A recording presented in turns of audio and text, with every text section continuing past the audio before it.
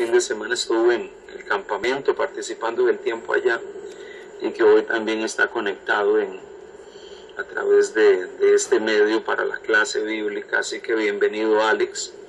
Bienvenido también a Denzi y a toda la familia. Amén, gracias. También a la hermana Elba, a César y su esposa, a Elvis y bueno, a los Madrid que también están conectados desde aquí el sector de Veracruz City. Así que le damos la bienvenida a los hermanos también.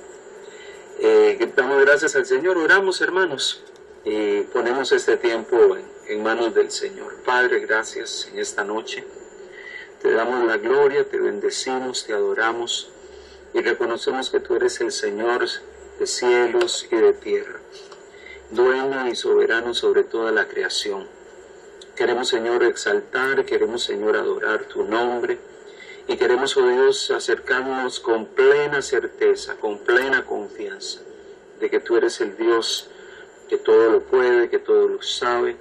Oh Dios, extiende sobre nosotros tu favor y tu gracia en esta noche, de manera que podamos abordar este tiempo de estudio y podamos hacerlo sabiendo que tu palabra nos enseña, tu palabra tiene un consejo pertinente y especial para nuestros corazones cada día, y hoy no va a ser la excepción. Sabemos que en esta noche tú vas a estar hablando a nuestros corazones y vamos a estar siendo edificados por tu palabra. Bendice a mis hermanos y permite que sus corazones y mentes, así como la mía, puedan estar abiertos a escuchar el consejo tuyo. Te agradecemos, Señor, por tus cuidados, te bendecimos y te adoramos, hoy y por los siglos de los siglos. Amén. Bueno, recordarles, siempre nos recordamos el detalle importante de que mientras estamos escuchando la sesión, procuramos apagar el micrófono. En la parte inferior de la pantalla principal del Skype siempre va a aparecer unos iconos redondos, casi siempre en color celeste, que tienen una cámara, un micrófono, un signo de más. Donde aparece el micrófono, usted le hace un clic y ahí usted está cerrando el micrófono. La idea de cerrar los micrófonos mientras estamos escuchando es para que no se filtren los sonidos que hay en la casa. Así, eso muchas veces hace feedback y se meten algunos sonidos intensos y no permite que escuchemos bien. Y cuando vamos a participar y tenemos alguna pregunta o comentario, pues lo abrimos y hacemos nuestro comentario. Así que, bueno, damos gracias al Señor en este día. Y queremos hoy compartir, quisiera que juntos busquemos Apocalipsis capítulo 21. Hemos estado abordando algunos temas básicamente, podríamos decir, escatológicos. Cuando hablamos de escatología estamos hablando de esas enseñanzas que tienen que ver con los últimos días. Hemos abordado ya durante bastantes semanas este tema y es un tema muy pertinente porque hoy en día mucha gente tiene preguntas acerca de el tiempo final, las cosas que han de suceder. La televisión nos presenta muchas veces una escena un poco dramática de los tiempos finales. Mucha gente desde los púlpitos en las iglesias también añaden su cuota de sensacionalismo. Pero nosotros queremos ir al texto de la Biblia y ver qué es lo que la Biblia enseña sobre el tema. Apocalipsis 21 y parte del capítulo 22 es un cierre a este libro, que para algunas personas es un libro un poco enigmático, un libro un poco confuso, porque usa muchas imágenes, muchas figuras metafóricas, mucho lenguaje figurado. Pero el cierre del libro tiene una escena interesante que nos habla acerca del tiempo final, cuando el Señor retorne. Hemos hablado del retorno del Señor como un hecho inminente que la Biblia enseña. La Biblia enseña que el Señor inminentemente va a venir, que Él va a retornar. Entonces, sabiendo que eso es cierto y que en ese periodo final de la historia Dios va a juzgar al hombre y Dios va a dar retribución al hombre, ya sea para estar con Dios o para estar separado de Dios, y ambos por una eternidad. Encontramos el capítulo 21 que nos presenta un cuadro muy interesante, y yo quisiera que leyésemos el capítulo 21 y podamos hasta el capítulo 22, versículo 5. Vamos a leer esa sección y voy a pedirle a alguien dentro del grupo que me pudiese ayudar a leerlo. Voy a pedir a la hermana Elba que nos ayude a leer Apocalipsis 21, versículo 1, y vamos a leer hasta Apocalipsis 22, versículo 5. Hermana Elba, ¿nos ayuda a hacer la lectura? Sí, pastor. Apocalipsis, capítulo 21. Dice así.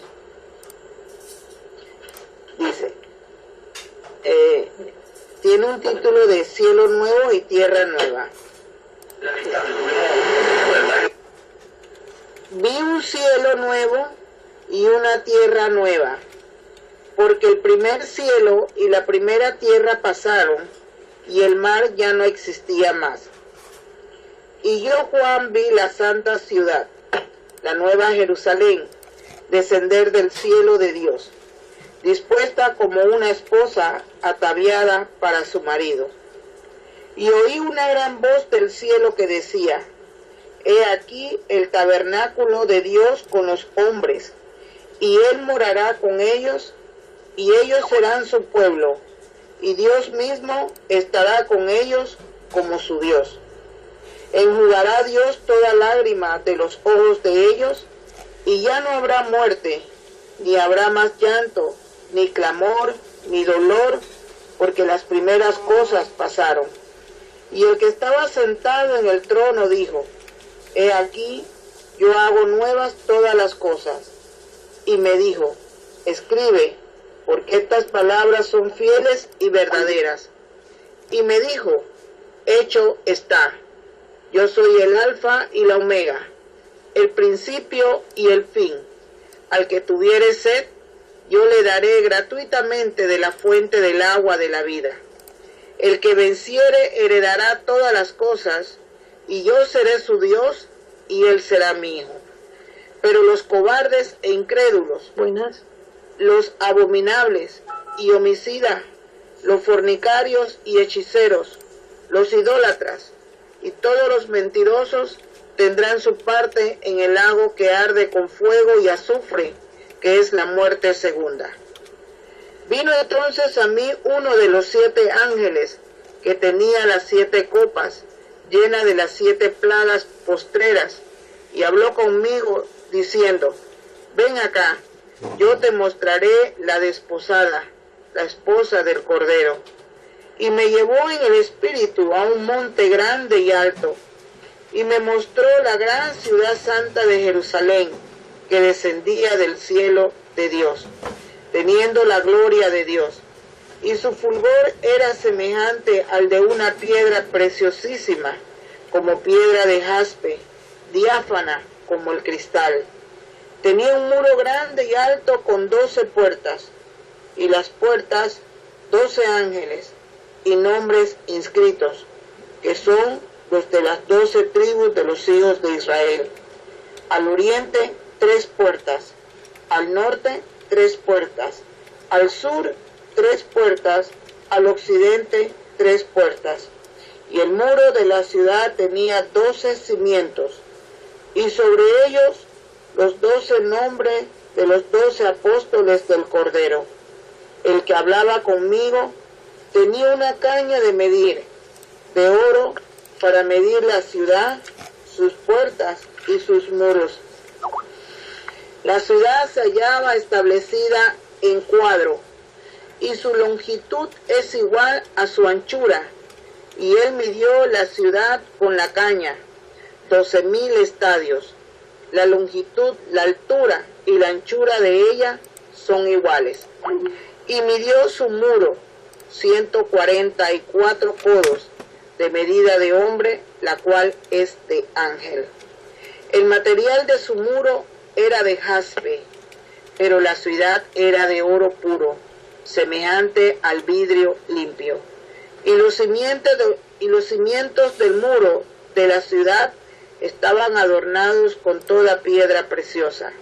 El primer cimiento era jaspe, el segundo zafiro, el tercero ágata, el cuarto esmeralda, el quinto ónice, el sexto cornalina, el séptimo crisólito, el octavo berilo, el noveno topacio, el décimo crisopraso, el undécimo jacinto, el duodécimo amatista. Las 12 puertas eran 12 perlas, cada una de las puertas era una perla, y la calle de la ciudad era de oro puro, transparente como vidrio. Y no vi en ella templo, porque el Señor Dios Todopoderoso es el templo de ella y el Cordero. La ciudad no tiene necesidad de sol ni de luna que brille en ella, porque la gloria de Dios la ilumina y el Cordero es su lumbrera. Y las naciones que hubieren sido salvas andarán a la luz de ella, y los reyes de la tierra traerán su gloria y honor a ella. Sus puertas nunca serán cerradas de día, pues allí no habrá noche. Y llevarán la gloria y la honra de las naciones a ella. No entrará en ella ninguna cosa inmunda o que hace abominación y mentira, sino solamente los que están inscritos en el libro de la vida del Cordero. Después me mostró un río limpio de agua de vida, resplandeciente como cristal, que salía del trono de Dios y del Cordero. En medio de la calle de la ciudad, y a uno y a otro lado del río, estaba el árbol de la vida, que produce 12 frutos, dando cada mes su fruto, y las hojas del árbol eran para la sanidad de las naciones. Y no habrá más maldición, y el trono de Dios y del Cordero estará en ella, y sus siervos le servirán, y verán su rostro, y su nombre estará en su frente. No habrá allí más noche, y no tienen necesidad de luz de lámpara, ni de luz del sol, porque Dios el Señor los iluminará, y reinarán por los siglos de los siglos. Amén. Amén. Gracias, hermana Elba. Qué interesante esta sección del libro de Apocalipsis. Es una sección con la cual se cierra el último libro de la Biblia, el último libro del Nuevo Testamento. Y es un vislumbre de ese tiempo final después del retorno del Señor, después del juicio, después de la retribución que Dios va a dar a los hombres. Se nos presenta esta escena donde se habla de cielos nuevos, se nos habla de un nuevo orden, y menciono el término nuevo orden no como lo usan algunas personas en los medios de comunicación. Hay mucha gente que saca noticias de que algunos países están queriendo hablar de un nuevo orden mundial y cuestiones de ese tipo. Bueno, yo no lo estoy usando en ese sentido. Como nosotros los hombres, los seres humanos, concebimos esa idea de un nuevo orden mundial político y económico. Yo lo uso más en el sentido espiritual, de un nuevo orden que retoma algo que originalmente Dios tenía en mente. Porque cuando nosotros nos vamos al libro de Génesis, nos encontramos que en el principio, Dios, cuando crea todas las cosas, establece y crea al hombre y lo pone en un jardín, lo pone en un lugar especial donde él se relacionaba con Dios de una forma muy significativa. Obviamente el hombre estaba en una condición particular.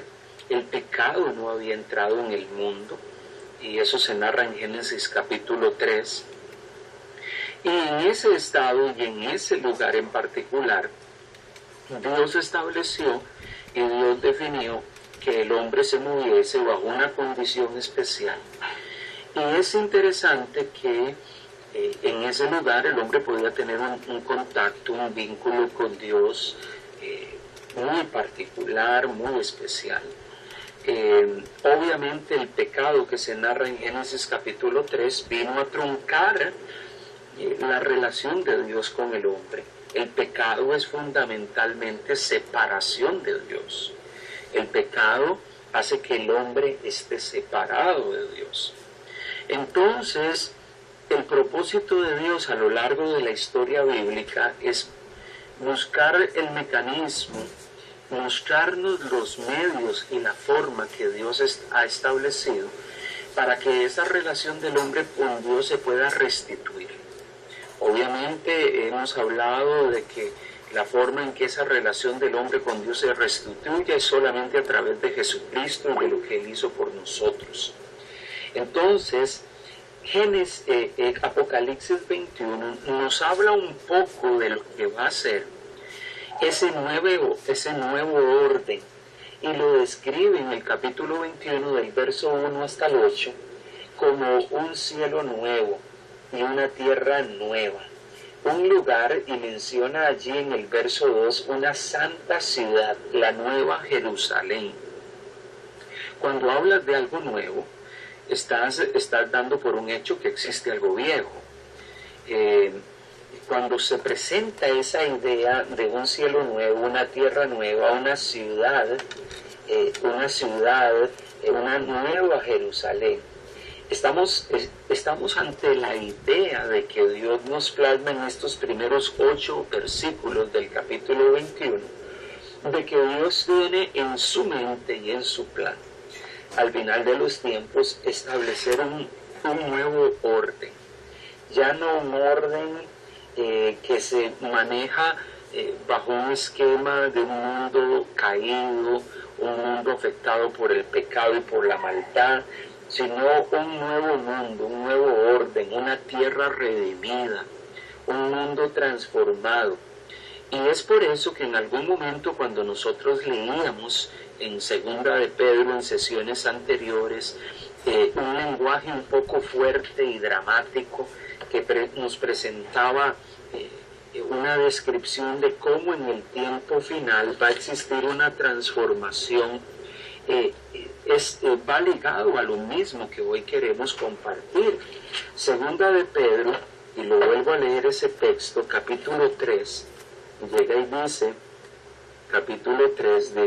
y dice, versículo 8, de la segunda carta de Pedro, dice así: mas, oh amados, escribe Pedro a los creyentes y les dice: no ignoréis esto, que para el Señor un día es como 1000 años y 1000 años como un día. El Señor no retarda su promesa, según algunos la tienen por tardanza. Habían algunas personas que decían: bueno, nos han dicho que el Señor viene, pero no ha llegado. Nos han dicho que el Señor retorna, pero pareciese como que el Señor no va a venir porque no sucede nada. Y el apóstol llega y le dice a los hermanos: el Señor no retarda su promesa, según algunos la tienen por tardanza, sino que es paciente. Él todavía no ha permitido que ese tiempo final llegue y su venida se dé, porque Él es paciente para con nosotros, no queriendo que ninguno perezca, sino que todos procedan al arrepentimiento. El hecho de que el Señor no haya retornado todavía es porque dentro del propósito redentor de Dios, Dios desea que los hombres le conozcan y puedan restaurar su relación con Dios.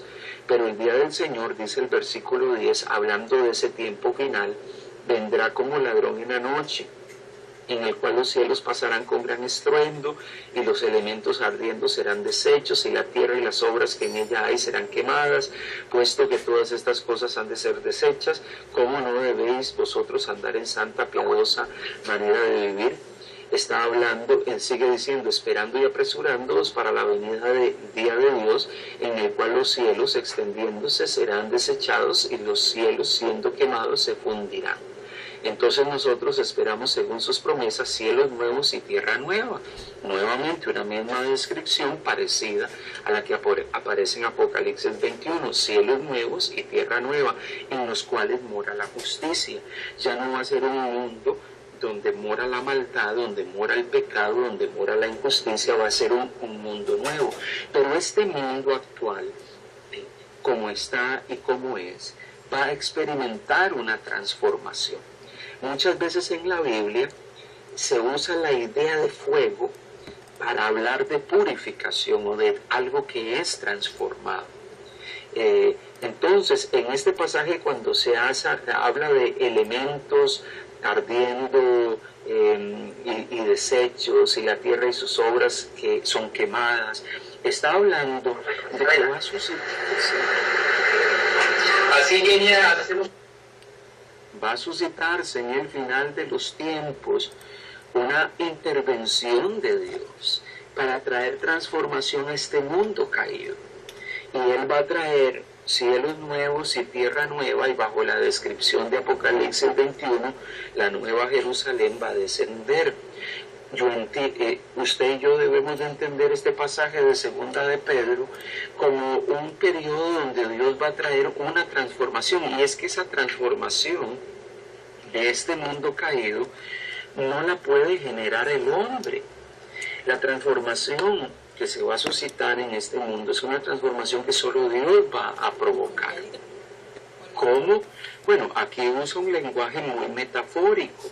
Habla de fuego consumiendo, hablan de elementos siendo transformados. La idea es que el orden viejo, el sistema antiguo, va a ser transformado por un nuevo orden que va a retomar ese orden original que Dios había y impuso en medio de la humanidad y que originalmente fue así. Entonces es como retomar nuevamente el jardín del Edén, solamente que no se habla en términos de Apocalipsis 21 del jardín del Edén, sino que se habla de un lugar nuevo, pero interesantemente, si usted lee el capítulo 22, versículo 2, dice que en medio de la calle de esa ciudad, y a uno y a otro lado del río, estaba el árbol de la vida. Interesantemente, ese concepto del árbol de la vida es citado en Génesis, en los primeros capítulos.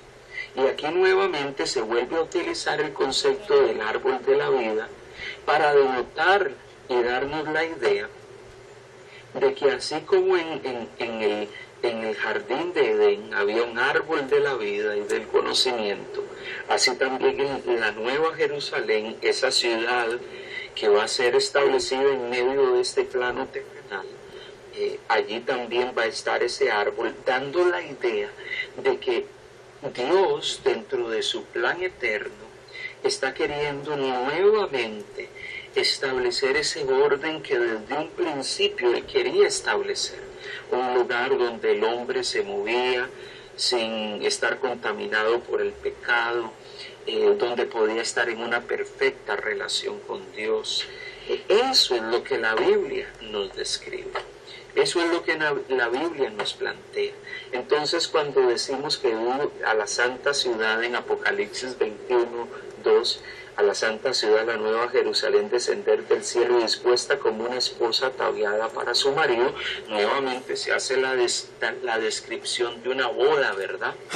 Cuando una novia entra por los atrios del santuario donde se va a casar para encontrarse con su esposo, así también todos aquellos que van a estar con el Señor van a estar en una esfera y en un ámbito especial, final, donde van a estar con el Señor, reinando con Él, estando a su lado, en un orden que ha sido transformado, en una nueva tierra que ha sido transformada. Y usted preguntará, bueno, pero ¿dónde en la Biblia dice que esta tierra, ¿cómo se llama?, va a ser transformada? Bueno, en la Biblia ahí tiene pasajes así. Por lo menos el verso 5 de Apocalipsis 21 dice, y el que estaba sentado en el trono, 21:5 de Apocalipsis, el que estaba sentado en el trono dijo, he aquí yo hago nuevas todas las cosas. Y es que Dios, cuando habla de hacer nuevas las cosas, está hablando de generar transformación. Segunda de Corintios 5:17 dice que usted y yo somos nuevas criaturas. ¿Se acuerdan de ese texto de la Escritura? 2 Corintios 5:17 dice que usted y yo en Cristo hemos sido hechos nuevas criaturas. O sea, Dios nos ha transformado y ha traído transformación de esa vida vieja que teníamos y nos ha dado una nueva vida. Aquí se habla de una nueva tierra y se habla de un nuevo orden.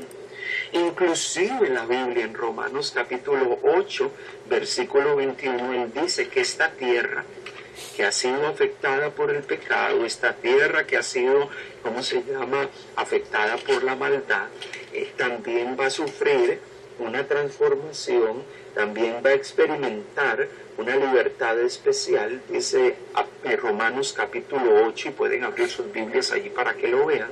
Romanos 8, versículo 20 y versículo 21 dice, porque la creación fue sujeta a vanidad, no por su propia voluntad, sino por causa del que la sujetó en esperanza. Romanos 8, 20, y dice el 21, porque también la creación misma será libertada de la esclavitud de corrupción. O sea que esta tierra está sometida a la esclavitud de corrupción.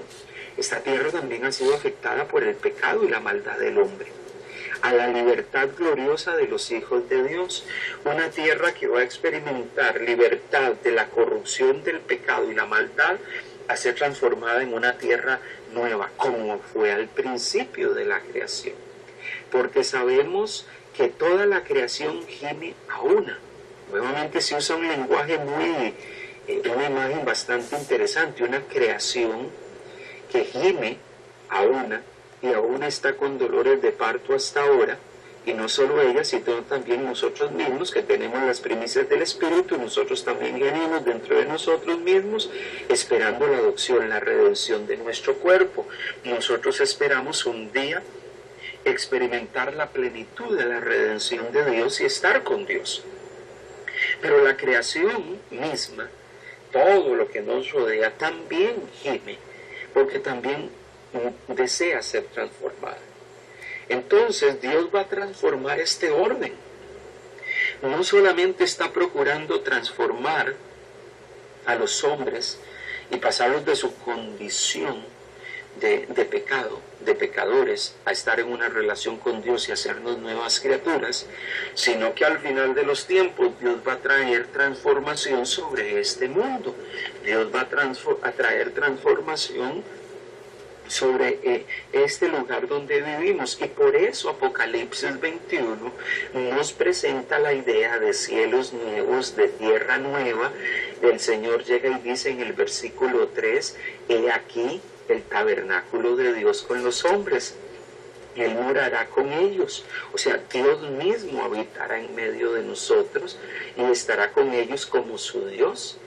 Esa idea de que Él va a estar con nosotros como nuestro Dios nos plantea que el deseo del corazón de Dios es que, como al principio Dios estuvo en una relación cercana y perfecta con Adán y Eva, los primeros seres creados, así también al final de los tiempos Dios va a establecer un nuevo orden, una tierra redimida, donde ¿qué? Donde vamos a estar con el Señor, donde nos vamos a relacionar con Él. Él va a ser nuestro Dios, ya no va a haber lágrimas, Él enjugará toda lágrima de los ojos de ellos y ya no habrá muerte. La muerte ya no va a tener poder sobre las personas, no habrá llanto, no habrá clamor, no habrá dolor, porque las primeras cosas pasaron. Verso 4, estoy leyendo de Apocalipsis 21, las primeras cosas pasaron, lo antiguo pasó.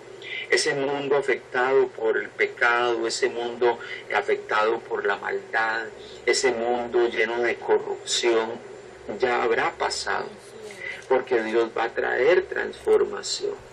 Y Él, que estaba sentado en el trono, dijo, he aquí yo hago hago nuevas todas las cosas. Y me dijo, escribe, porque estas cosas son fieles y verdaderas. Está diciendo y reiterando lo que yo les estoy diciendo, es veraz y es cierto. Y es cierto. Vamos a reinar en un cielo nuevo y en una tierra nueva. Lo pasado va a quedar en el pasado. Ya el pecado y la muerte no van a reinar y a operar en medio del mundo. Y Él reafirma esto y dice, y me dijo, hecho está. Yo soy el alfa y el omega. Esa es como la firma de lo que Él acaba de decir. el alfa y el omega, el principio y el fin. Al que tuviere sello le daré gratuitamente de la fuente del agua de vida. Al que venciere heredará todas las cosas, y yo seré su Dios, y él será mi hijo.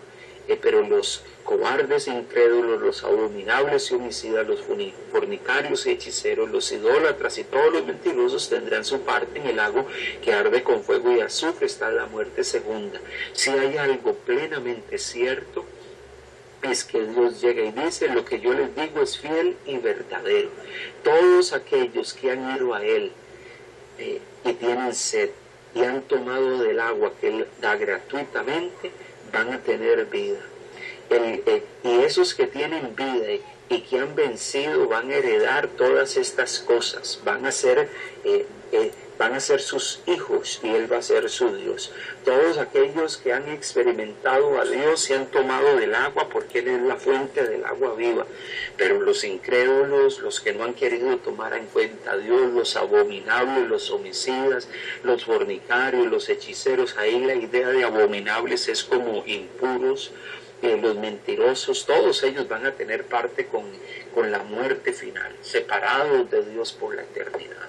Entonces aquí se nos plantea una realidad: todas las cosas son hechas nuevas, todas las cosas son hechas nuevas, y aquellos que hemos bebido del agua, aquellos que hemos sido saciados gratuitamente de las fuentes del agua de la vida, vamos a heredar la vida con Dios, vamos a estar con el Señor. Pero los incrédulos y cobardes, los que deciden no vivir para Dios, los que viven alejados de Él, los que al final de cuentas no van a tomar en cuenta a Dios, al final de cuentas ellos van a estar destinados para un destino final, un lago que arde con fuego y azufre, que es la muerte segunda, un destino fatídico, un destino doloroso, pero separados de Dios por la eternidad. En medio de todo esto, estos primeros 8 capítulos nos muestra una realidad. Hay un nuevo orden, un orden eterno, un orden final de las cosas. Y nosotros debemos, como creyentes en el presente, vivir con esa expectativa. Vivir con la expectativa de que vamos a estar viviendo en un mundo así, vamos a estar con el Señor, un mundo transformado. Ya la maldad no va a estar, ni el dolor, ya no va a haber lágrima ni llanto. ¿Por qué? Porque vamos a estar con Él. Ya no vamos a estar sufriendo por las cosas que sufrimos en este plano humano y terrenal. Ya no vamos a sufrir por esas cosas, porque vamos a estar con Él y vamos a disfrutar de la redención final. Dios nos hace una promesa de ese tipo. Por eso, cuando hablamos de temas escatológicos, tenemos que hablar de ese tiempo final. Un tiempo final donde Dios va a restaurar plenamente ese orden que Él quiso que hubiese, ese orden que Él quería que se diese desde un principio, pero que lastimosamente fue truncado y afectado por el pecado y por la maldad. Entonces, eso es algo que debemos de tener claro. Una pregunta que surge en medio de este plano es: bueno, pero qué interesante, pastor, porque aquí se habla de cielos nuevos y tierra nueva. Habla de un tiempo final con Dios, donde todo va a estar en un orden diferente, pero habla de eso en un contexto de cielo y de tierra nueva. Quede la idea de que cuando estamos con el Señor vamos a estar con el Señor en el cielo. Muchas veces nosotros concebimos, porque se ha transmitido así muchas veces cuando se habla este tema, de que los creyentes vamos a estar con el Señor, con el Señor en el cielo por la eternidad. Pero cuando yo voy a Apocalipsis, no solamente se habla de un cielo nuevo, se habla de una tierra nueva. Y cuando se habla de los creyentes morando en ese nuevo orden, en ese nuevo mundo transformado por el poder de Dios, no solo se habla de cielo, se habla de un lugar y se describe como la nueva Jerusalén, cielos nuevos y tierra nueva, donde vamos a estar con el Señor. Claro, nosotros interpretamos cielos como no aquí en este plano terreno, sino allá arriba. Y nuestra concepción desde una perspectiva de hombres y mujeres del siglo XXI cuando concebimos estar con el Señor en los cielos, es eso, y pensamos, bueno, nuestro destino final por la eternidad va a ser en el cielo. Pero aquí la descripción que se hace es de un mundo transformado. Adán y Eva vivieron en un mundo perfecto, bajo una condición perfecta. Allá había un cielo y una tierra ideal, donde Dios puso a las primeras criaturas. El deseo del corazón de Dios es nuevamente en algún momento retomar eso, y que usted y yo podamos vivir en un mundo así, un mundo que nos muestra que el propósito y el plan de Dios es que podamos estar un día con Él en un nuevo orden que es descrito bajo lo que se habla en el capítulo 21 del versículo 1 hasta el versículo 8. Y es interesante, por eso usted y yo tenemos que vivir con la expectativa, tenemos que vivir con la idea de que eso viene. Nuestra esperanza está que un día vamos a estar con Él y que vamos a disfrutar de esa relación con Dios, así como Adán y Eva se relacionaban con Dios de una forma ideal. La premisa de Dios es que nuevamente, la premisa bíblica es nuevamente, Dios va a establecer un orden como al principio, donde el hombre puede estar en una relación perfecta e ideal con su Dios. Abro un espacio para comentarios o preguntas. Estamos en Apocalipsis capítulo 1, verso del 1 al versículo 8 por ahora. ¿Algún comentario o algo interesante de la lectura de esos primeros 8 versículos que usted dice, bueno, me llamó la atención esto, y puede ser que quiera hacer un aporte y todos podamos escuchar?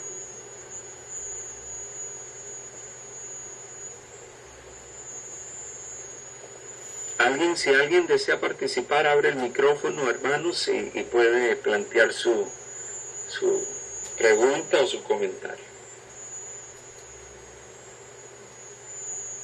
¿Están allí, hermanos, o se cortó la comunicación? No, pastor, aquí estoy. Ok, perfecto. Bueno, creo que los demás también, ¿verdad? Sí, pastor. Ok, algún planteamiento interesante. ¿Qué les llamó la atención de esos 8 versículos? ¿Algún término, alguna frase, algún concepto que usted dice, bueno, me llama la atención esto? ¿Cuál concepto te llama la atención allí? Que Dios mismo te moverá en lágrimas, que Dios mismo te consolará. Bueno, a mí y a mi esposa aquí presente nos ha llamado poderosamente la atención el hecho de que en ese renovar, como usted bien dijo, el nuevo orden, desde el punto de vista de la Biblia, Dios mismo se va a encargar de consolar a los que necesiten consuelo. De hecho, una de las cosas que el libro de Apocalipsis siempre brinda es eso, ¿no? Esperanza. Y esperanza porque en la vida del creyente, en cualquier época de la historia, se ha caracterizado por ser, por estar en medio o envuelta de tribulación. Entonces, a los que seamos atribulados por una u otra circunstancia, este pasaje pues nos dice que Dios mismo se va a encargar de secar nuestras lágrimas, se va a encargar de consolarnos, de quitarnos la tristeza, que no va a hacer que nosotros mismos, por nuestro propio esfuerzo o haciendo algún tipo de proceso, vamos a encontrar ese consuelo. No, Dios mismo, porque Dios mismo es el que, como usted bien dijo, está renovando todo lo que se viene mencionando aquí del versículo 1 al capítulo 8, al versículo 8. Okay. Cuando la Biblia habla en esos 8 versículos del capítulo 21 de consuelo, nos da la idea de alguien que viene y sostiene, alguien que viene y da aliento en medio de tribulación. Pero debemos de entender que cuando se habla de que experimentamos a Dios enjugando nuestras lágrimas. La idea que se da en Apocalipsis 21 es más una idea de contraste. O sea, en el antiguo orden, las lágrimas, el sufrimiento y la angustia es algo que imperaba en ese orden. En el nuevo orden ya el dolor, el sufrimiento y la angustia ya no va a imperar. Esa es la idea, ya no va a estar presente. No es que los que vamos a estar allí vamos a sufrir y Dios nos va a consolar. No, la idea es, se hace un contraste entre ese viejo orden y el nuevo, y en el nuevo orden Dios va a enjugar. Ya las lágrimas no van a estar allí presentes porque el sufrimiento, la muerte, la angustia, el dolor, el pecado ya no van a estar presentes. Inclusive si yo voy a la Biblia y busco el concepto de consolación ligado a Dios, encontramos que aún en este plano presente en el cual vivimos todos, sufrimos y experimentamos sufrimiento, experimentamos angustia, pero usted y yo tenemos la esperanza de que el Dios que nos formó y que nos ha otorgado vida física y vida espiritual, nos consuela. Segunda de Corintios capítulo 1, versículo 3 hasta el versículo 6, mire lo que dice: bendito sea el Dios y Padre de nuestro Señor Jesucristo. Segunda de Corintios capítulo 1, versículo 3. Dice: bendito sea el Dios y Padre de nuestro Señor Jesucristo, Padre de misericordias y Dios de toda consolación, el cual nos consuela en todas nuestras tribulaciones, para que podamos también nosotros consolar a los que están en cualquier tribulación, por medio de la consolación que nosotros, con la que somos consolados por Dios. Dios, en el presente orden pecaminoso y cargado de maldad, Dios también nos consuela en medio de nuestras tribulaciones, porque de la manera que abundan en nosotros las aflicciones de Cristo, o sea, experimentamos sufrimientos y aflicciones en este mundo, así abunda también por el mismo Cristo. Dice: pero si somos atribulados es para vuestra consolación y salvación, o si somos consolados es para vuestra consolación y salvación, la cual se opera en el sufrir las mismas aflicciones que nosotros también padecemos. Pablo llega y dice: bueno, padecemos y enfrentamos, somos atribulados, enfrentamos crisis, pero Dios es Cristo, nuestra consolación. Nosotros sufrimos en este plano humano. Inclusive los que estamos en Cristo, en algún momento experimentamos aflicciones y tribulaciones, pero usted y yo sabemos que Dios nos otorga consolación y fortaleza para poder enfrentar todo eso. En este orden presente, no es que Dios no nos consuela. Claro, este lenguaje y el lenguaje de muchos otros textos de la Escritura es que Dios también nos consuela en medio del mundo en que vivimos, este mundo pecaminoso y cargado de maldad. Dios nos consuela, Dios extiende su consuelo. Pero en el nuevo orden, como ya no va a haber pecado, ya no va a haber maldad, ya no va a haber contaminación, ya no va a haber inmundicia, ya no va, lo malo va a ser suprimido, porque el mundo va a experimentar una transformación que viene de parte de Dios. En ese nuevo orden, ya Dios habrá enjugado nuestras lágrimas, porque ya esas experiencias no van a estar presentes. Y por eso Apocalipsis hace un fuerte contraste entre lo viejo y lo nuevo, entre el mundo caído y un mundo transformado por Dios. Por eso usted y yo debemos de vivir con esa esperanza. Una vez alguien llegaba y me decía: bueno, yo preferiría estar con el Señor, porque la verdad que un día, espero ese día, porque yo la verdad que no aguanto experimentar el sufrimiento que vivo en este mundo, y las cosas que vivo y enfrento, y los problemas que tengo. Bueno, Dios nos habla de aprender a vivir en medio de la realidad. Dice la Biblia: en el mundo tendréis aflicción, pero confiad, yo he vencido al mundo. En Juan, la Biblia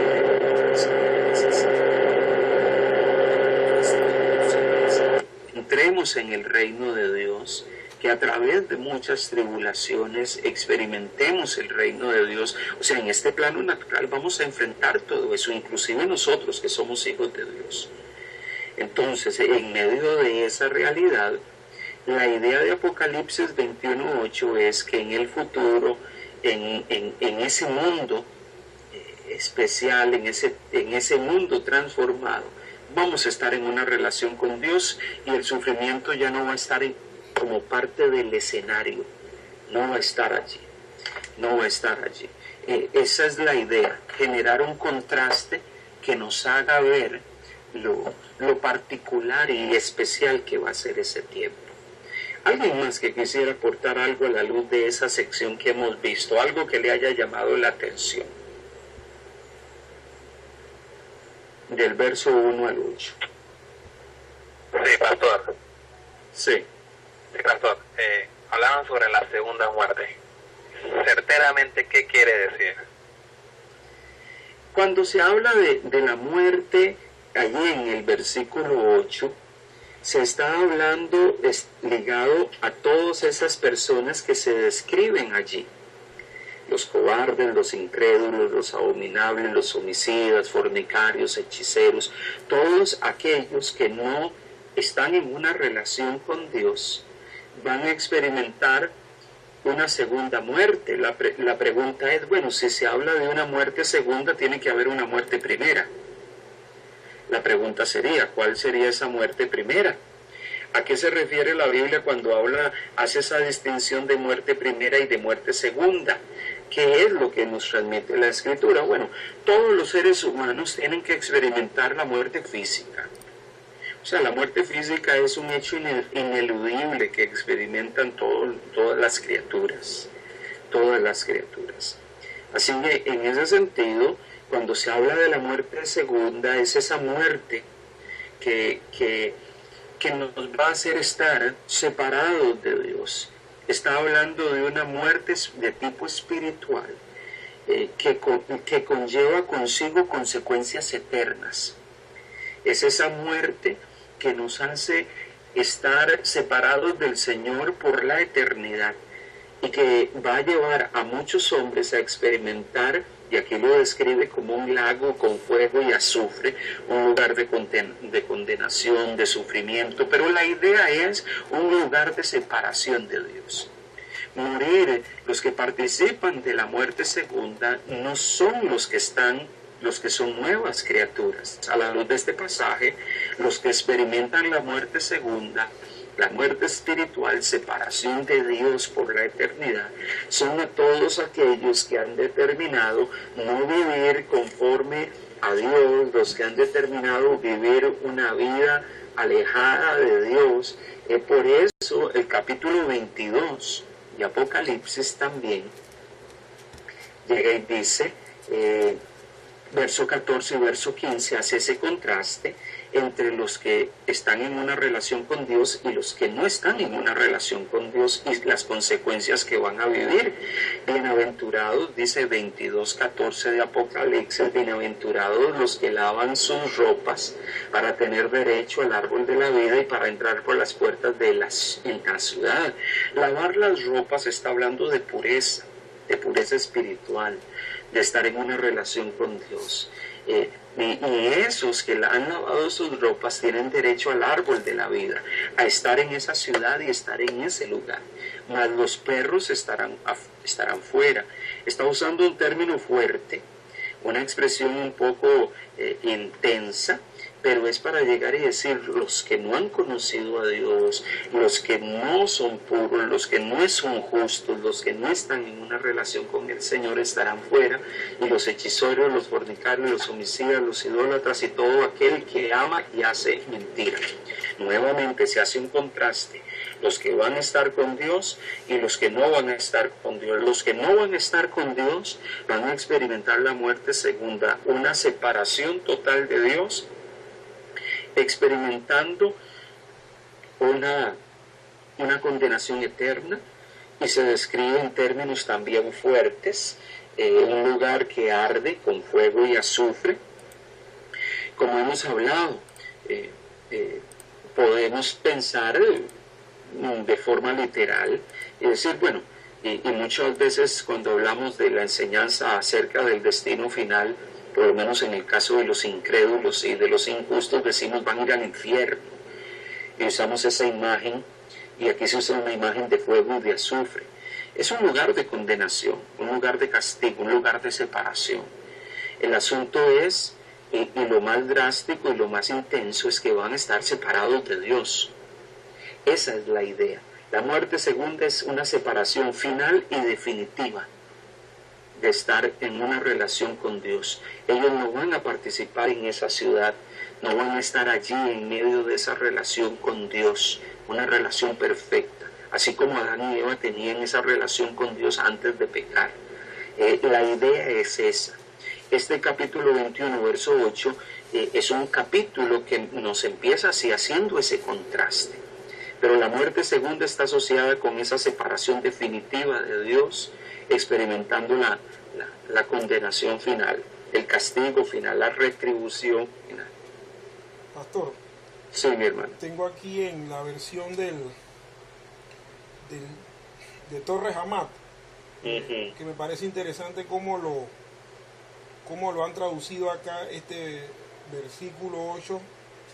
De repente le puede ser un poco claro, pues, a Alex. Dice: mas en orden a los cobardes, incrédulos y execrables o desalmados, y homicidas y deshonestos, y hechiceros e idólatras, y a todos los embusteros, su suerte será en el lago que arde con fuego y azufre, que es la muerte segunda y eterna. O sea, de una vez, en esta traducción, amplían el concepto de que la muerte segunda es una muerte con implicaciones eternas, como usted bien mencionó, que no es otra muerte física, sino que ya es en el ámbito espiritual. Ok.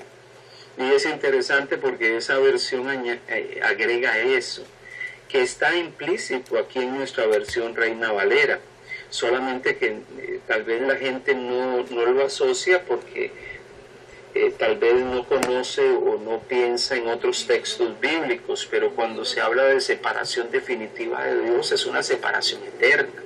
Y por eso esa versión enfatiza eso. Torres Amat es una versión católica, pero hay muchas otras versiones modernas que incluyen separación eterna de Dios, y es la traducción que se pone a muerte segunda en algunas traducciones de la Biblia. Y esa es la idea. Esa es la idea. ¿Algún otro comentario o alguna otra pregunta? Ok.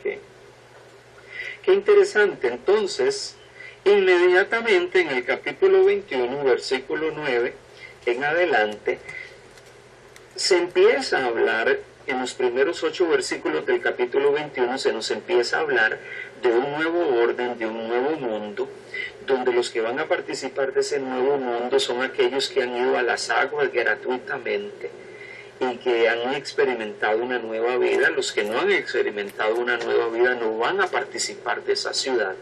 Pero en el capítulo 21, verso 9 en adelante, se hace una descripción detallada, mucho más pormenorizada, de lo que es esa ciudad. Hace una descripción mucho más específica de lo que va a ser ese lugar y de lo que va a suceder en ese lugar.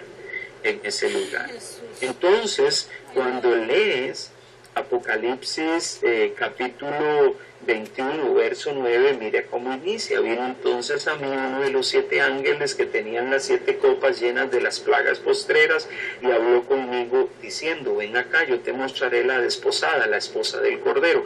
Esos 7 ángeles son los descritos en otra sección de Apocalipsis, donde se plantea y se nos dice que esos ángeles derraman los juicios de Dios sobre esta tierra cargada de maldad, porque va a haber un tiempo que Apocalipsis describe donde Dios va a traer, ¿cómo se llama?, su juicio sobre las naciones, sobre la humanidad que no conoce a Dios, sobre la humanidad que está alejada del Señor. Entonces llega y dice que esos ángeles le dicen a Juan: ven y mira, a la desposada, a la esposa del Cordero. Y dice que lo llevó en el espíritu a un monte alto y le mostró la gran ciudad santa de Jerusalén que descendía del cielo de Dios, teniendo la gloria de Dios. Y su fulgor era semejante al de una piedra preciosísima como piedra de jaspe. Tenía un muro grande y alto con 12 puertas, y en las puertas 12 ángeles y nombres inscritos que son las 12 tribus de los hijos de Israel. Al oriente 3 puertas, al norte 3, al sur 3 puertas, al occidente 3 puertas, y el muro de la ciudad tenía 12 cimientos, y sobre ellos los 12 nombres de los 12 apóstoles del Cordero. Qué interesante que esta parte inicia, No, sí. César, creo que Bielka está conectándose y Elba también, Elba de León está queriendo conectarse. Esta descripción que se nos hace, lo que nos muestra es, y pone de manifiesto, es el esplendor de ese lugar. Se describe como un lugar donde va a habitar Buenas noches, hermanos. Buenas noches, Bielquita, donde va a estar la gloria y la presencia del Señor, porque dice que esa ciudad tenía la gloria de Dios. En el verso 11 tenía un fulgor semejante al de una piedra preciosa. La idea no es entrar en detalles. La idea no es que cada uno de los detalles que se dan tienen un significado. Esa no es la idea. La idea de Apocalipsis 21, versículo 10 y versículo 11. No los escucho. Nosotros sí te escuchamos, Bielquita. Sí te escuchamos. César, trata de escribirle un mensajito allí de que sí la escuchamos. Debe ser que ella tiene que arreglar algún asunto del micrófono o hacer alguna actualización del micrófono. Es interesante, se habla de ese esplendor de ese lugar, pero es interesante que a partir del capítulo 12 hasta el 14 dice que los muros y las puertas, ¿cómo se llama? Había un muro grande con 12 puertas, y cada puerta tenía un ángel, y esas son las 12 tribus de los hijos de Israel. Habla de cimientos, en los muros de la ciudad habían 12 cimientos y sobre los 12 nombres de los apóstoles. Cada vez que la Biblia describe eso y habla de las 12 tribus de Israel y habla de los 12 apóstoles, las 12 tribus de Israel asociadas a esas 12 tribus del Antiguo Testamento, o sea, en sí la nación de Israel, y los 12 apóstoles representados por los 12 cimientos, están hablando de que los que van a estar allí, los que van a estar representados en esa ciudad, van a ser aquellos justos, aquellos hombres nuevos, aquellas personas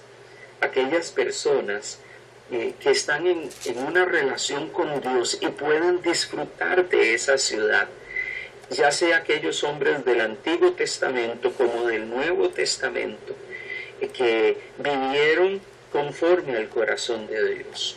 Entonces, esa ciudad no va a ser solamente para aquellos que hoy en día decimos somos parte de la iglesia del Señor, sino que esa ciudad van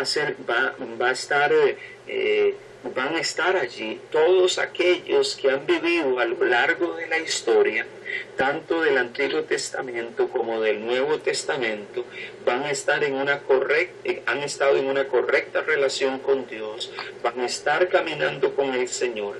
Entonces, buenas, ¿me escuchas, Bielquita? ¿Me escuchas, Bielquita? Debe ser que Bielka tiene alguna situación con el micrófono, debe ser algo así. Esa es la idea. Entonces, cuando miramos textos como estos, vemos, se nos da un detalle de quiénes son los que van a participar de esa nueva ciudad, de ese nuevo orden. Van a ser hombres y mujeres tanto del nuevo como del antiguo pacto. Van a ser hombres que vivieron conforme al corazón de Dios y hombres que tanto en el Antiguo Testamento como en el Nuevo. Y nosotros que somos parte de este tiempo y que somos constituidos la iglesia del Señor. Entonces, esto nos da un panorama del 9 al 14 del esplendor de esa ciudad y de quienes van a participar y van a estar allí.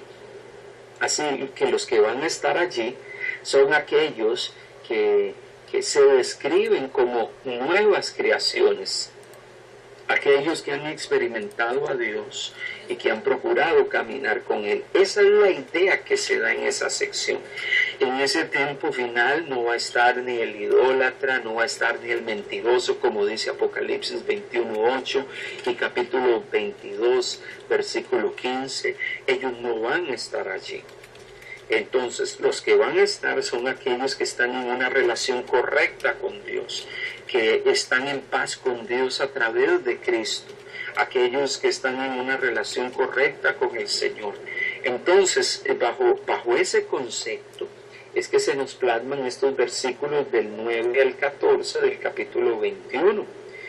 Inmediatamente después que se habla de eso, del verso 15 en adelante, se habla de que el que hablaba conmigo tenía una caña de medir de oro para medir la ciudad, sus puertas y su muro. Interesantemente, en otros lugares de la Biblia, cuando se describe a personajes bíblicos midiendo una ciudad, midiendo un lugar, casi siempre en otros contextos se utiliza con la idea de que medir es una ilustración, una forma de decir que este lugar o que esas personas van a experimentar el juicio de Dios, o que en otros lugares medir un lugar puede representar que ese lugar está bajo el cuidado y la protección de Dios. Pero en este contexto de Apocalipsis capítulo 21, un ejemplo de eso es Apocalipsis 11, donde se habla de una ciudad que tenía ciertas mediciones y Dios llama a algunos a medir ese lugar. Pero es una forma de decir que en ese lugar Dios iba a traer su protección sobre ese lugar que era medido, y todo lo que estaba afuera de ese lugar iba a experimentar el juicio de Dios. En este contexto de Mateo 21:15 se habla de medir la ciudad, sus puertas y su muro. Dice que la ciudad, en el verso 16, estaba establecida en cuadros, su longitud es igual a la anchura, y él midió la ciudad con la caña, 12,000 estadios. Eso equivale más o menos como a 2,200 kilómetros. La altura y la anchura de ella son iguales. Se dice que la ciudad tenía una altura, obviamente es una ilustración, digámoslo así, o una metáfora que se usa así que no tiene sentido, porque usted no va a encontrar una ciudad de 2,200 kilómetros de largo, de ancho y de alto. Entonces uno se pregunta, bueno, pero ¿por qué esas medidas tan extrañas? Ahora vamos a hablar de esto. Y midió su muro, 144 codos en medida de hombre, la cual es de ángel. El material de su muro era de jaspe, pero la ciudad era de oro puro, semejante al vidrio limpio, y los cimientos del muro de la ciudad estaban adornados con toda piedra preciosa. El primer cimiento era jaspe, el segundo zafiro. Ahí hace una descripción. Interesantemente, 12 elementos. Nuevamente se menciona ese concepto de 12, y no porque la Biblia quiere decirnos que a través de los números hay un mensaje oculto. No, es que no es un asunto de que detrás de la numerología hay ideas o conceptos ocultos. No, es una idea simétrica. La idea es un mensaje consistente. Da la idea de que 12 es la idea consistente de algo, y eso es lo que vamos a hablar ahora. Dice, las 12 puertas eran 12 perlas. Verso 21, cada una de las puertas era una perla, y la calle de la ciudad era de oro puro, transparente como el vidrio. Dice, aquí se habla de las medidas y de la apariencia de esa ciudad. Al final de cuentas, ¿por qué se tomaba esa medida? De 2,200 kilómetros de largo, de ancho y de alto. Una ciudad así en el plano natural no existe. Una ciudad en el plano humano no existe así. Pero ese tipo de información nos da la idea, nos da la idea de que era una ciudad ideal, con una simetría ideal. La idea es que ese lugar, ese destino donde vamos a estar con Dios, es un lugar ideal, un lugar ideal. Entonces, cuando hablamos de un lugar ideal, estamos hablando de un lugar sin imperfección, estamos hablando de un lugar perfecto, donde el hombre va a poder estar en relación con su Dios. Él va a ser nuestro Dios y nosotros vamos a ser sus hijos. Se habla del esplendor de ese lugar. Se describe con perlas.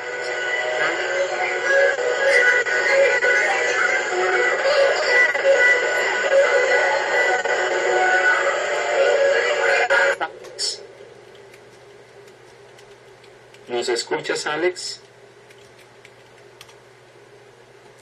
Alex no nos ha estado escuchando, dice aquí. Vamos a ver qué podemos hacer. Hay que revisar este asunto, a ver qué está sucediendo. Trata de hacerle otra vez la llamada para ver qué sucede. Muchas veces es que cuando nos conectamos en dispositivos móviles, hay que hacer algunos ajustes en el micrófono. ¿Me escuchan? Sí, te escuchamos, Viequita. ¿Nos escuchas? No les escucho.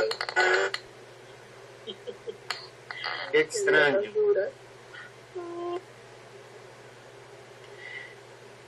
Qué raro, porque muchos nos estamos escuchando bien. Es extraño. Tiene que haber un asunto con los dispositivos. Déjame anotar aquí para ver si revisen.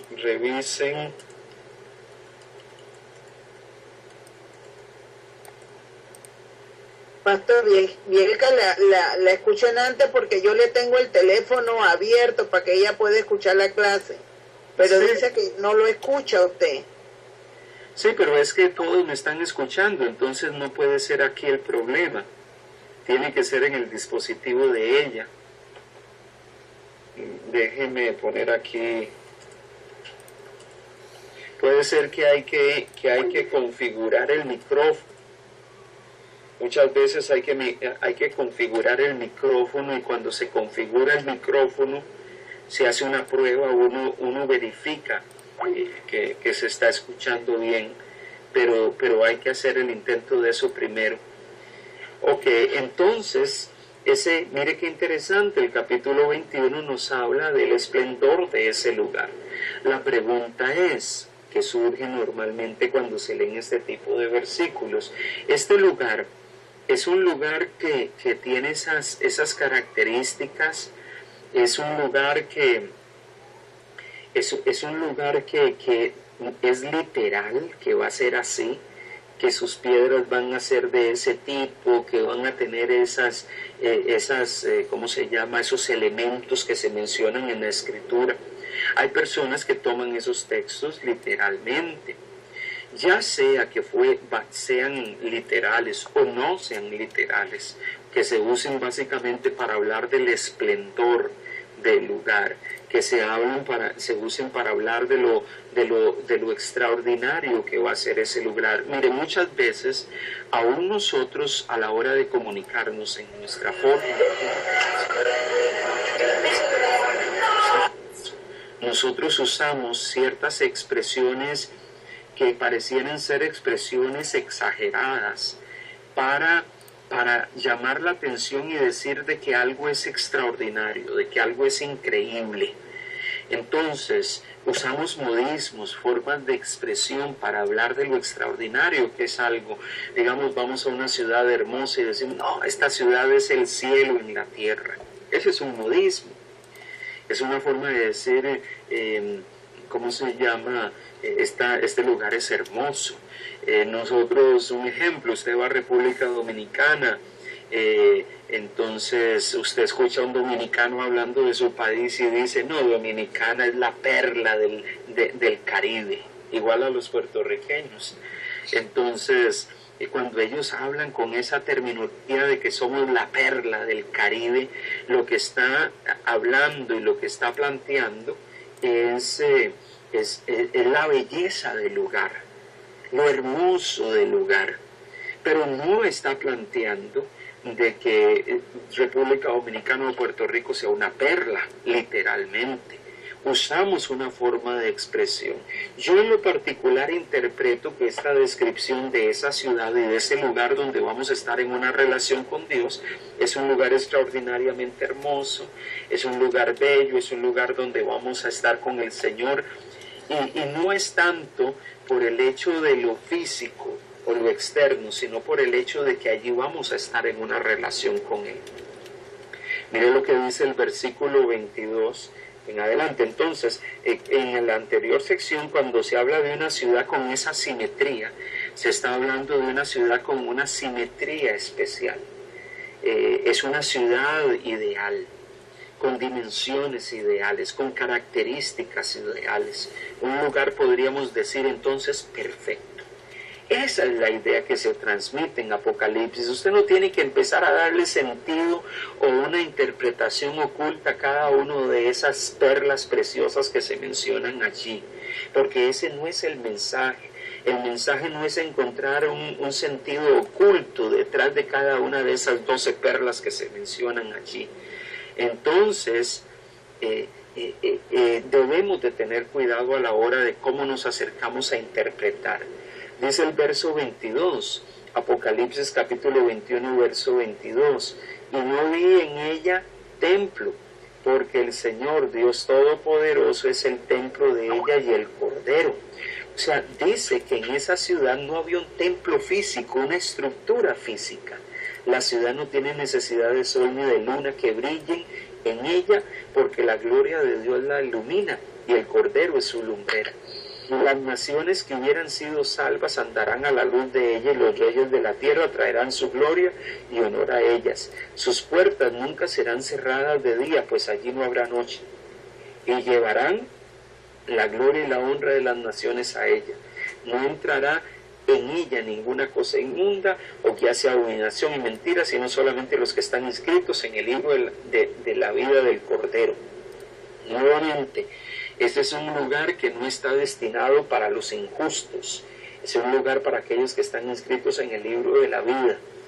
Nuevamente, el lenguaje que se usa es un lugar donde hay algunas cosas, donde hay algunos asuntos que para nosotros en nuestro mundo presente son esenciales.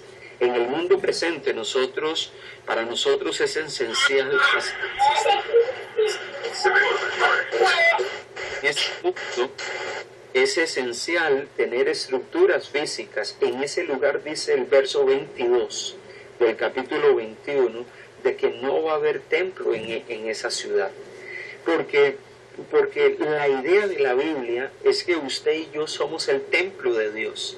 Aquellos que estamos en una correcta relación con Dios, somos presentados en la Escritura como el templo de Dios. Dios mora en nosotros.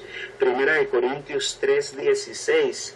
Alguien que me ayude a buscar Primera de Corintios 3:16. Le voy a pedir a la hermana Elba que me ayude a leerlo. Primera de Corintios capítulo 3, versículo 16.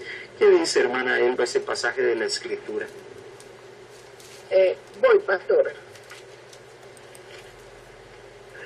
Un segundito.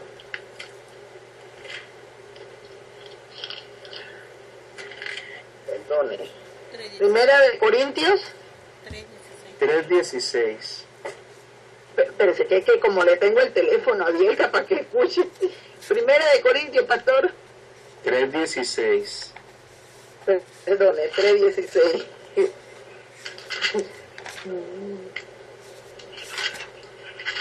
A ver, dice así, Primera de Corintios 3:16.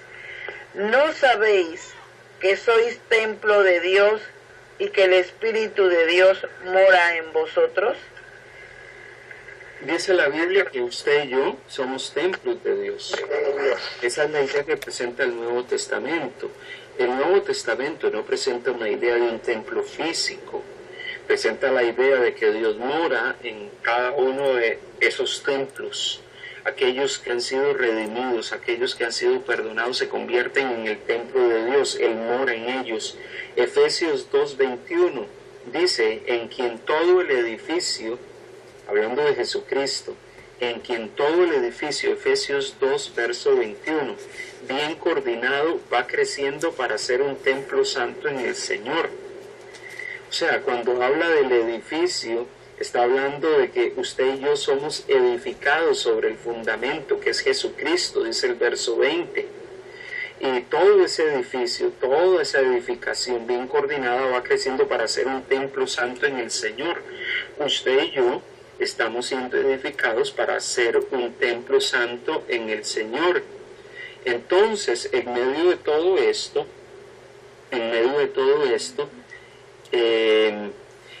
tal vez, César, antes de continuar, César, tú tenías a Albita y a Bielquita dentro de tus contactos. Sí. Sí, hermano, sí. Sí, ok.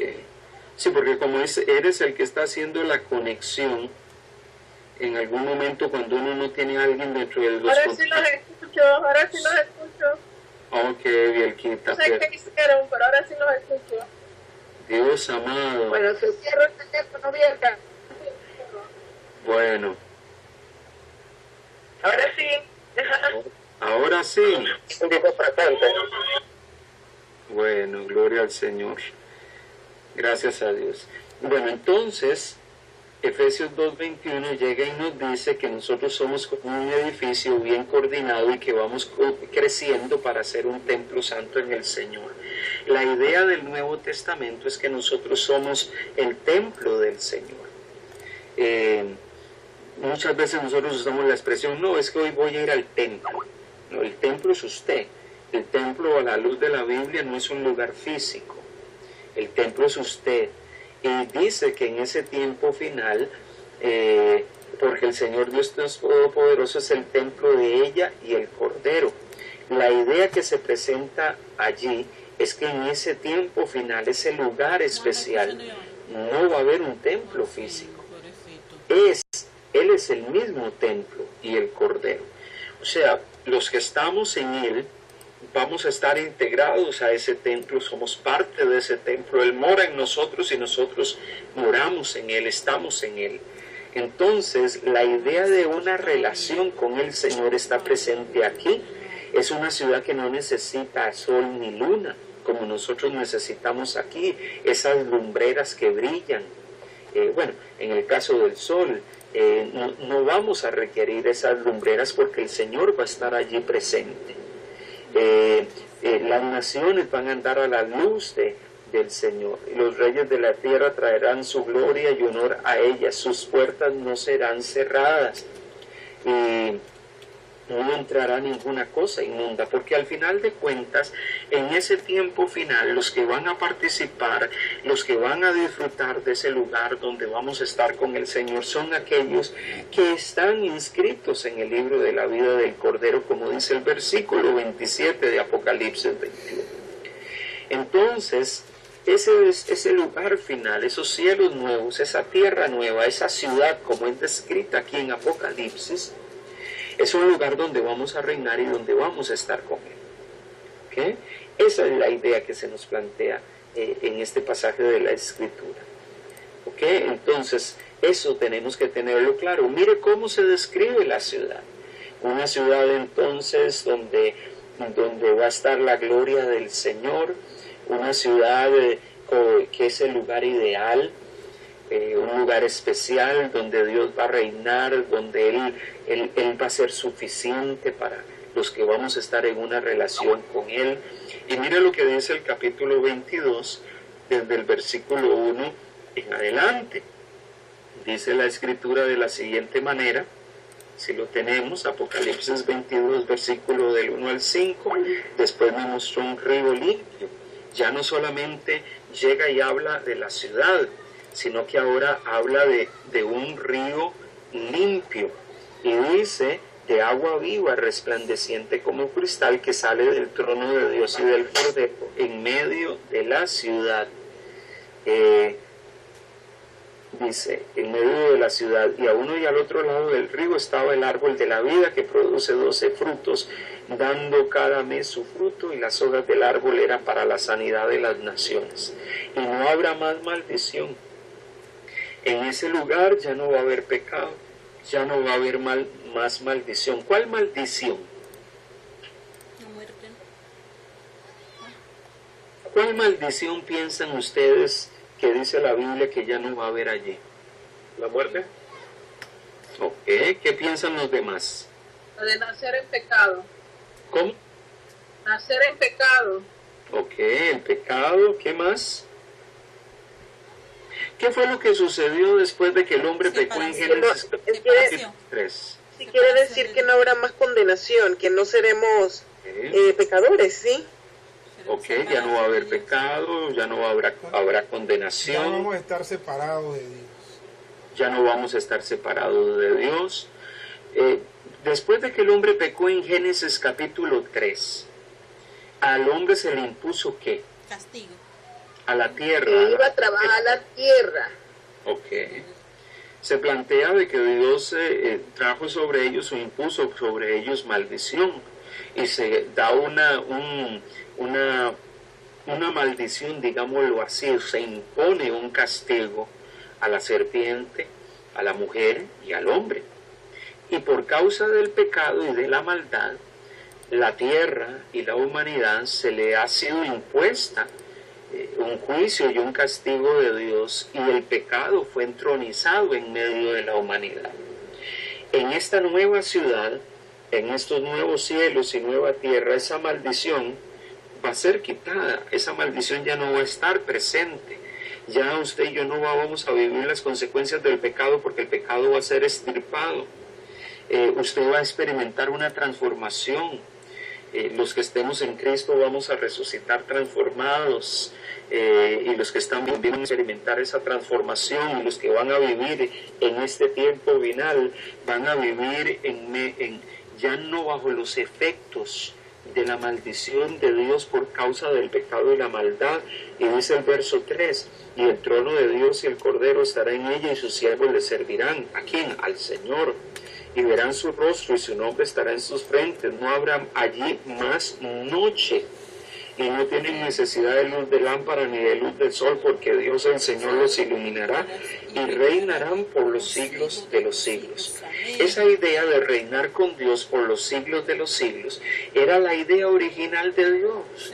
Dios reinando con el hombre por siempre, en una relación perfecta, en un mundo ideal. Entonces, leer el capítulo 21, verso 1 hasta el 22, 5, y se nos habla de una ciudad que desciende, de cielos nuevos y tierra nueva, un mundo transformado. Estamos hablando de un lugar ideal.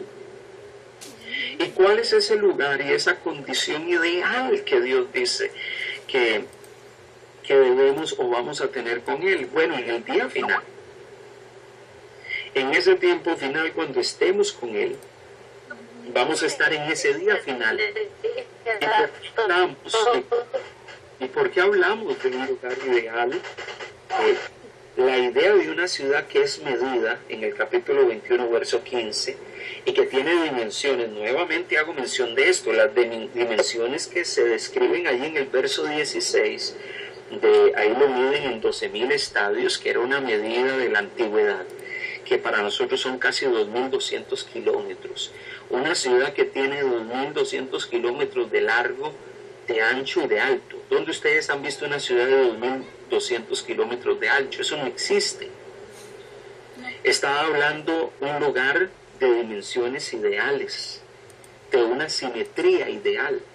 Entonces, cuando pensamos en eso, estamos planteando que el lugar, cuando vamos a estar con el Señor, ese tiempo final donde los justos, los que han caminado en justicia con Dios a través de la obra de Cristo y han experimentado la salvación de Dios, esos van a vivir en un lugar ideal. Los que no han vivido así van a experimentar la muerte segunda, separados de Dios, en un lugar que no es tan ideal. pero un lugar destinado para ellos. Entonces, nuevamente Apocalipsis 21, del verso 1 a 22:5, nos habla nuevamente de la idea de destino final. De esa ciudad solamente van a participar y solamente van a entrar allí quienes. Bueno, el capítulo 22. El capítulo 22 describe quiénes son los que van a entrar en ese lugar. Dice, y no habrá allí maldición, el trono de Dios y el Cordero estará en ella, y sus siervos le servirán y verán su rostro y su nombre estará en sus frentes. Eso es lo que nos describe este pasaje. Nos dice que en este lugar los que van a estar allí son los que tienen el sello de Dios, el nombre del Señor en sus frentes, los que están escritos en el libro de la vida, dice el versículo 27. Esos son los que van a estar en ese lugar. Entonces, lo puro no va a poder entrar a ese lugar. Lo inmundo y contaminado por el pecado no va a poder entrar en ese lugar.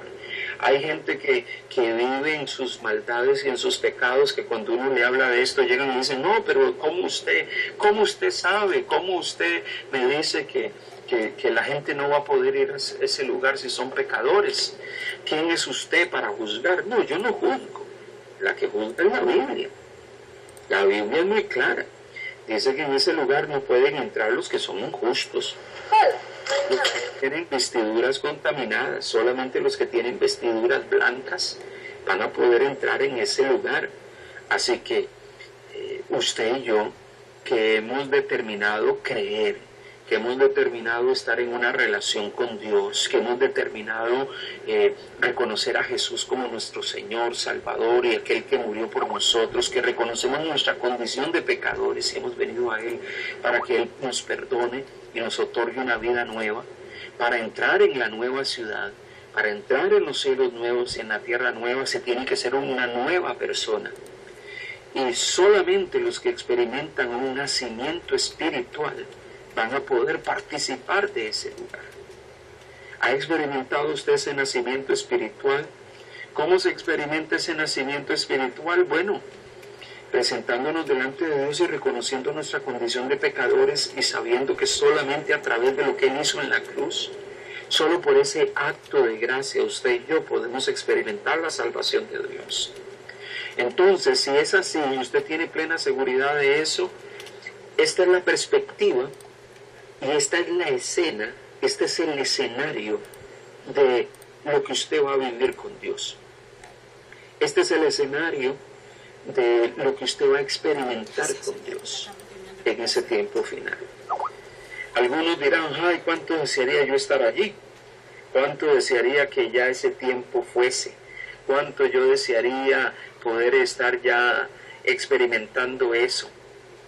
Bueno, va a haber un tiempo donde vamos a poder experimentar eso, pero todo en su momento. Por ahora usted y yo estamos en este mundo, por ahora usted y yo vivimos en medio del entorno, de este entorno contaminado por el pecado, por la maldad.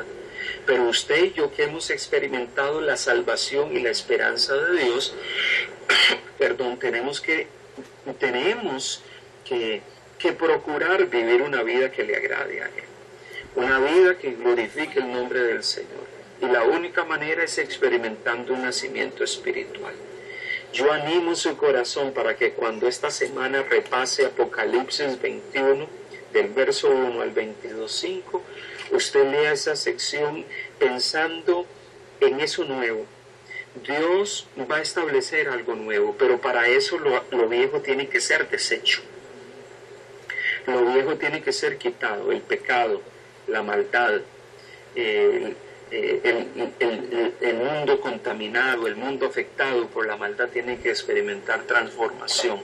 ¿Cómo Dios va a generar esa transformación? Bueno, Él es Dios, Él sabe cómo lo va a hacer. Usted y yo no nos debatamos, bueno, ¿cómo va a ser eso de que Dios va a consumir? Como leímos en 2 de Pedro capítulo 3, que Dios va a consumir todo por fuego. Bueno, no se preocupe por las formas o los mecanismos que Dios va a usar. Dios es Dios y Él sabe cómo lo va a hacer. Muchas veces nosotros nos debatimos en tratar de especular, bueno, ¿cómo va a ser eso? ¿Cómo va a suceder eso? ¿Cómo va a acontecer eso? Bueno, eso si la Biblia no Si la Biblia no le describe eso, si la Biblia no me describe eso, no se preocupe por tratar de definirlo usted. Procure caminar con el Señor, procure agradar a Dios, que de esa manera procure vivir la vida que Dios quiere que usted viva como un hijo de Dios, porque tenga la plena seguridad que nuestra esperanza está en que un día vamos a estar con Él, vamos a verle cara a cara y vamos a disfrutar de su presencia, de estar en una relación perfecta con el Señor, glorificando, alabando y exaltando su nombre. Así que eso nos debe de animar. Hay un pasaje de Primera de Juan que quiero leer para ir concluyendo el tiempo de hoy. Dice Primera de Juan capítulo 3 versículo 1 en adelante, dice: mirad cuál amor nos ha dado el Padre para que seamos llamados hijos de Dios. Por esto el mundo no nos conoce, porque no le conoció a Él. Amados, ahora somos hijos de Dios. Y lo dice el apóstol de una forma vehemente, y aún no se ha manifestado lo que hemos de ser. ¿Cuándo es que se va a manifestar eso que hemos de ser? Cuando estemos así, pero sabemos que cuando Él se manifiesta, seremos semejantes a Él. Pero sabemos que cuando Él se manifiesta, que cuando Él venga, seremos semejantes a Él. ¿Qué significa eso? Usted vamos a experimentar transformación. Vamos a experimentar transformación. Dice, porque le veremos tal como Él es. En ese tiempo vamos a experimentar, por un lado, una transformación. Estos cuerpos cargados de corrupción van a vestirse de incorrupción, como dice Primera de Corintios capítulo 15. Y pueden leer esta semana ese capítulo. En ese tiempo, este cuerpo cargado de pecado y de maldad va a sufrir una transformación. Vamos a ser transformados, vamos a ser semejantes a Él, con un cuerpo glorificado, porque le veremos tal como Él es. Vamos a estar allí, vamos a caminar con Él, vamos a verle cara a cara. Entonces, nuestra esperanza es esa, que un día estaremos con Él. Primera de Juan, capítulo 3, versículo 1 y versículo 2. ¿Ok? Primera de Juan 1, 2. ¿Algún comentario final? ¿Algún comentario final o algún aporte o alguna pregunta que pudiese surgir? ¿Por qué leemos esto? Bueno, porque estamos hablando de los tiempos finales. Y cuando hablamos del tiempo final tenemos que hablar de ese momento en que vamos a estar con Él. Y así como Adán y Eva disfrutaron de una relación perfecta con Dios en un inicio de la creación de Dios, y recuerden que todo lo que Dios creó en un principio era bueno y estaba en una correcta relación con Dios. Así que procuremos mañana no veo mi celular. y podemos tener claro que un día nos va a tocar también vivir así y estar en una condición así. ¿Preguntas o comentarios?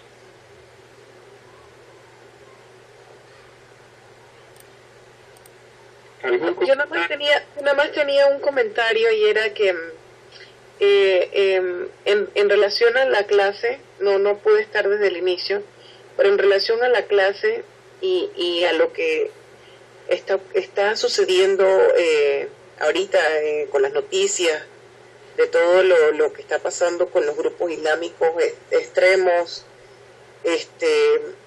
y todo lo que estamos viendo ahorita, mi opinión muy personal, yo siento que los tiempos ya están muy cerca. Yo siento que los tiempos están muy cerca. Lo único que me pregunto es que, o sea, siempre se habla de una tercera guerra mundial, se habla de que primero tiene que pasar todas estas guerras para poder que vengan todos estos tiempos. Y a veces me pregunto si realmente deberían de pasar estas guerras, porque realmente en el fondo nadie quiere que haya ningún tipo de guerra entre las naciones, ¿no? Y realmente sabemos que en el fondo toda esta lucha es una lucha entre religiones, y en la Biblia está escrito que iba a haber todo este tipo de peleas entre los temas de el Oriente y el Occidente y todas estas cosas, Y realmente ahí es cuando uno ve que los tiempos no, que vienen tiempos más duros, y que realmente la palabra lo dice. Y a veces la gente no, yo siento que muchas personas a veces no están como tan, como siento yo que mucha gente no lo ve como tema de religión. Muchas veces siento que lo ven como tema de poder. Entonces, siento que realmente ya los tiempos están muy cerca, y lo que nos queda simplemente es pedirle a Dios mucha fortaleza y orar. Ok, gracias, Elvita. Bueno, tal vez eso podría ser parte de un diálogo adicional con más detalle. Cuando hablamos de el mundo en que vivimos, nosotros somos los que hacemos una división entre conflictos de Occidente y Oriente. La Biblia no habla de conflictos entre Occidente y Oriente, habla de que para el tiempo final habrán tensiones, guerras, luchas y situaciones concretas antes de que llegue el fin. Nosotros somos los que hacemos división del norte y el sur, del oriente y del occidente. Nosotros somos los que caemos en esas categorizaciones. Por otro lado, planteabas de que son conflictos religiosos. Bueno, inevitablemente, cuando el hombre que no tiene a Dios entra en el escenario de un mundo como el que vivimos, las luchas de poder son inevitables. Y las luchas de interés político y económico son inevitables.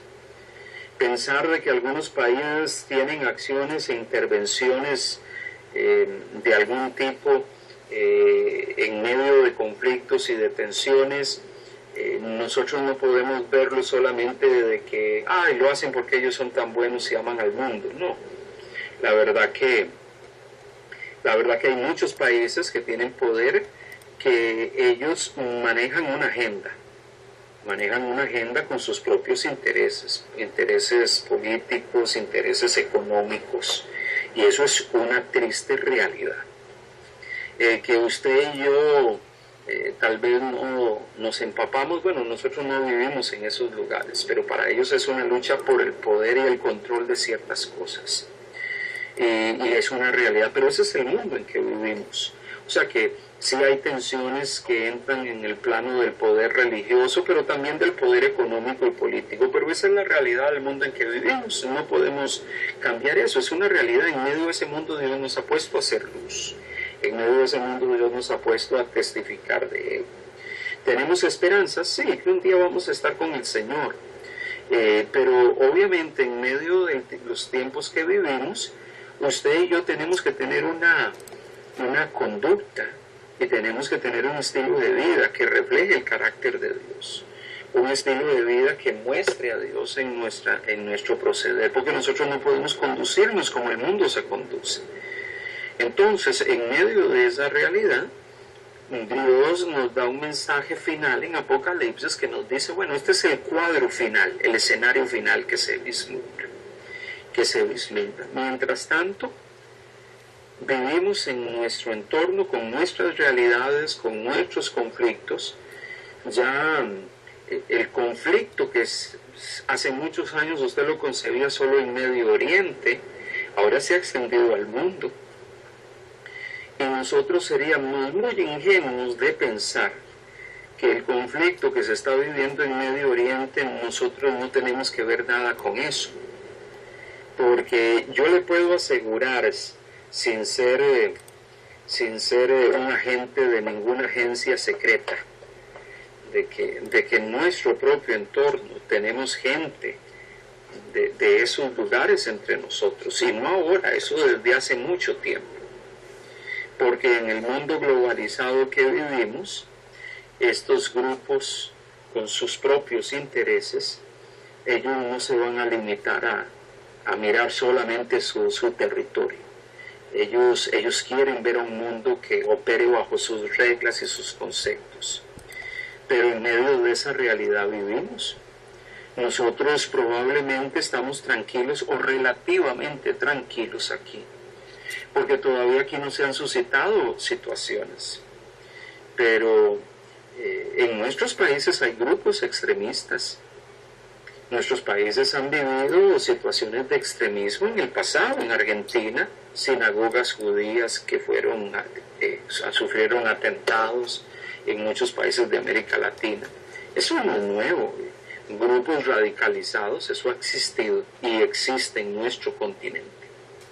Que eso no son tan obvios, puede ser que sí, pero que están presentes, están. Y grupos radicalizados de todas las tendencias y de todos los sectores religiosos.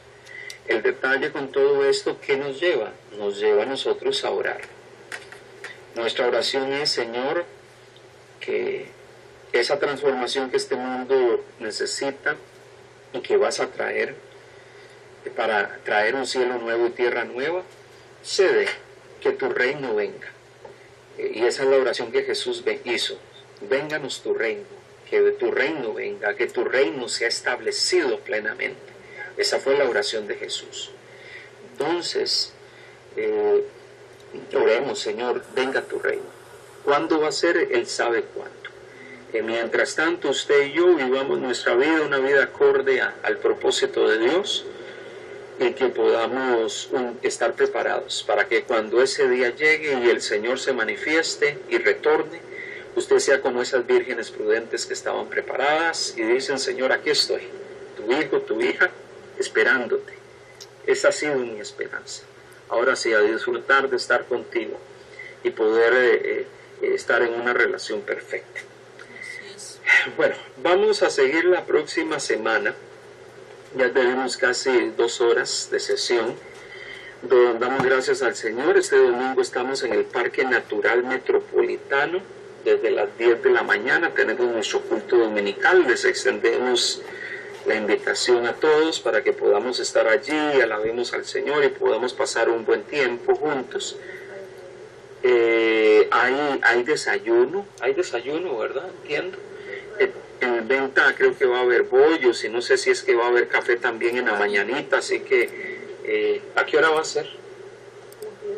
Bueno, a las 10 de la mañana, eso no es un desayuno, no sé qué es lo que irán a hacer. Entonces el detalle es que no sé si es que solamente van a vender bollos o es que van a ofrecer café para los que quieran llegar, no sé. Bollo, café ¿Quién y es queso. la que está encargada? La hermana Elba. Sí. Sí, pastor. Vamos a estar temprano.